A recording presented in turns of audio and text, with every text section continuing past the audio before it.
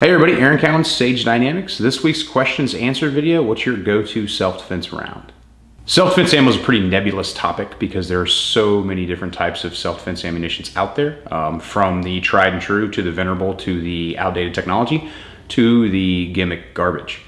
Guys are always, not all guys, but some guys are always pursuing the next latest and greatest round without ever actually critically thinking about pursuing data on the round that they have chosen.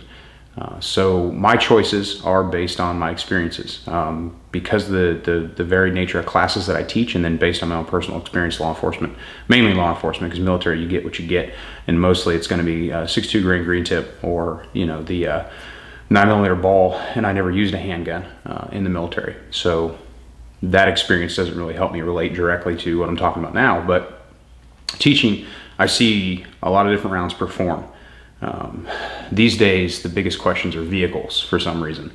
It's like nobody lives in a house anymore. They're only worried about how well their rounds do on vehicles.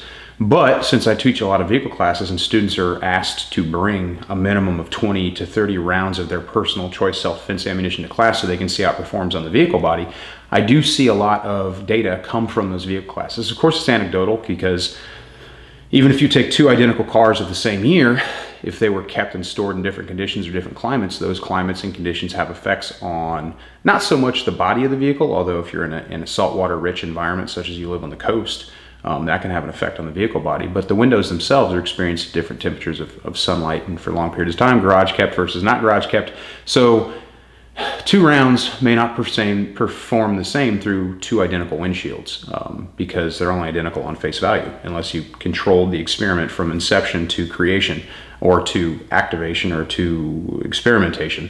Data can vary. So that's why I use the word anecdotal.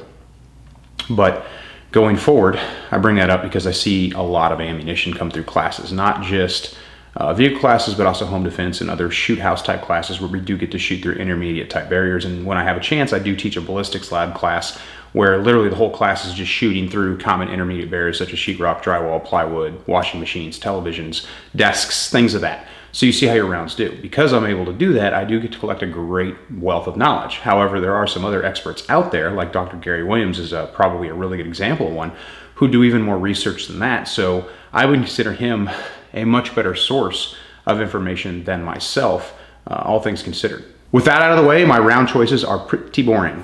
I addressed this in a previous video when we talked about practice ammunition. Gold Dot 147 grain 9mm is my go-to self-defense handgun round.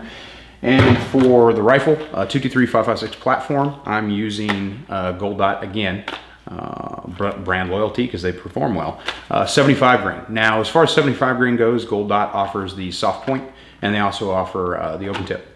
I have not seen a considerable difference between the two, be it performance or accuracy, so I'm fine with either. As in my own personal experiment, I bought 500 rounds of each and ran them through intermediate barriers, glass vehicles, plywood, sheetrock, anything I could shoot that I might encounter in the real world. And I couldn't tell a difference significantly enough between the two rounds in performance to say one is better than the other. As far as zero concerns, I zeroed my rifle, for example, on the soft point, 75 grain soft point, and the open tip was shooting the exact same zero. So the round was performing I wasn't gonna have to change my zero going between the two rounds. You may experience something different if you're willing to try it, but that was my experience based on the round. Now, gets into why I chose those two rounds. So starting with the handgun, why 147? Why not a plus P? The extra feet per second a plus P is gonna give you, to me, doesn't outweigh the additional recoil curve. And I know the 9mm doesn't have a whole lot of recoil, but the less recoil, the better, all things considered. I think everybody can agree with that. Recoil does affect my ability to reset my sights or settle my dot. And the fact is I can't and shouldn't fire around when the gun's still settling from its recoil curve. So the 147, generally a subsonic round depending on altitude. Sometimes it's a little bit faster, again, depending on altitude and other factors such as barrel length and things like that. But out of the Glock 17, the 147 has served me very, very well.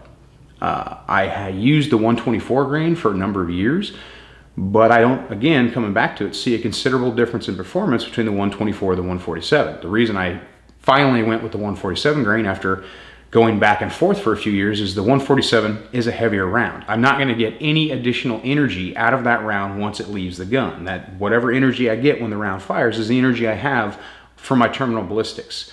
So all things considered, adding a little more weight to the round can give me a little more effectiveness, if you will. Again, that's a very subjective or anecdotal statement, but shooting through intermediate barriers from glass into plywood or plywood into sheetrock or through a mattress or desks and other things that I've been able to use it on, intermediate wise speaking, the 147 remains more consistent across a wide degree of barriers than the 124 did. 124 is still a great round. It's a matter of very, very small degrees between the two rounds as far as my experience is concerned. As far as the rifle goes, 75 grain. I chose 75 grain because I use a lot of SBRs, and some SBRs don't like 77 grain. Barrel twist is an issue as well. You shouldn't be, or you might not want to be shooting the heavier rounds out of like a 1 and 9, for example. Most of my barrels are 1 and 8, some are 1 and 7. 75 grain fits in there really, really well. Another reason I use a 75 grain is a heavier round, so it breaks apart faster than a lighter round usually does. If you were to take a house and shoot from one end to the other, you're more likely to see a 55 grain leave the house than you are a 75 grain or a 77 grain. One of those myths that's out there, I mentioned it in the self-defense or the practice ammo video, is that rifle rounds are going to travel further through intermediate barriers than pistol rounds are, and that's just not true. There's a reason why here in the US we got away from submachine guns, and it was because of overpenetration concerns that pistol rounds present versus rifle rounds. The rifle round is lighter and it's moving faster, but because it's moving faster, it has a higher propensity to actually break apart on contact with intermediate barriers. And again, don't trust me, just me saying that. Do your own research, definitely. And I think you'll find there's a lot of great information out there that basically says, hey, rifle rounds are more likely to break apart through intermediate barriers than pistol rounds over the same distance. So that's one of the reasons with the rifle rounds I go with the heavier round. So if I have to use my firearm in the home or inside a structure for law enforcement purposes, I don't have a grade of concern of the round traveling through, 14 walls in a mobile home, going out and hitting 3 more mobile homes in the trailer park, or traveling through every single wall in my home when I have to use my gun in a self-defense situation like a home invasion or something like that. So that's the reason for the heavier round. Now, there's a lot of ballistic reasoning that goes into rifle round choices in relation to barrel length, the optics you're using, what your role is, what your occupation is. So basically, context is that word. It's always going to come up. It definitely matters when choosing those things. So again, 147 grain for the 9mm and 75 grain gold dot, both gold dot. Again, there's many experts out there. Trust but verify. Definitely do your research. I mentioned Gary Williams, Dr. Gary Williams. He's a great source of ballistic information. He checks out all the greatest rounds.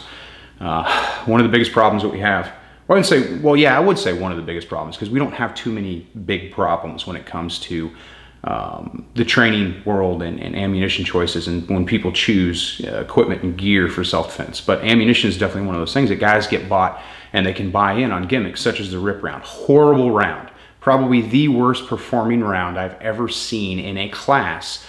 In fact, I had guys shooting reloaded 115 grain full metal jacket, and I've also seen reloaded like semi-wad cutter outperform ballistically in vehicle and home defense classes the rip round. Don't buy into the gimmick without at least seeing some research, some actual independent research on the ballistic properties of the round that you're choosing. There's some other companies out there that are now producing something new and something exciting. Maybe the bullet has a unique shape, and that's great. But just because something is new and something appears to be different does not necessarily mean it's better. You could literally be buying a gimmick, or you could be buying a round that only performs well under certain conditions. Hornady, the critical defense, critical duty round, is a really good example of that. It's a pretty okay round until it encounters polycarbonate or windshield glass or something like that. And also it can suffer performance curves dropping rapidly through drywall, whereas against plywood, the human body, denim clothing, and like that, it actually does okay. So with gold dot, coming back to my choices, they do okay in every category. They don't really exceed in any one category. But if I don't know in what situation I may need my ammunition or what barriers I might have to deal with, I want to choose a round that's at least going to get an acceptable passing grade in every category that it could realistically be needed in.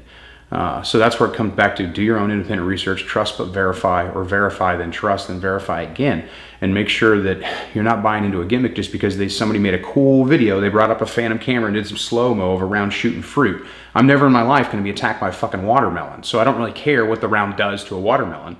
And a watermelon is really a poor medium to demonstrate the round's effectiveness on a human form or drywall. So I'm really not sure where they're going with the whole fruit shooting thing, because like I said, I'm never gonna be attacked by a watermelon. I can pretty safely say that.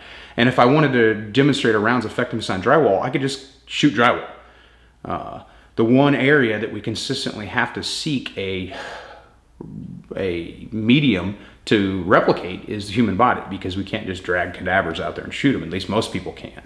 It can be done for medical science, but you can't just go ahead and pick up a body from the morgue and take it out to the range and put some rounds through it. And even then, you're not going to get the same demonstration, because it's a dead body and not a real live human breathing person who's trying to hurt you, and there's heart rate issues and all these other things that factor into that. So do as much independent testing as you can, verify yourself.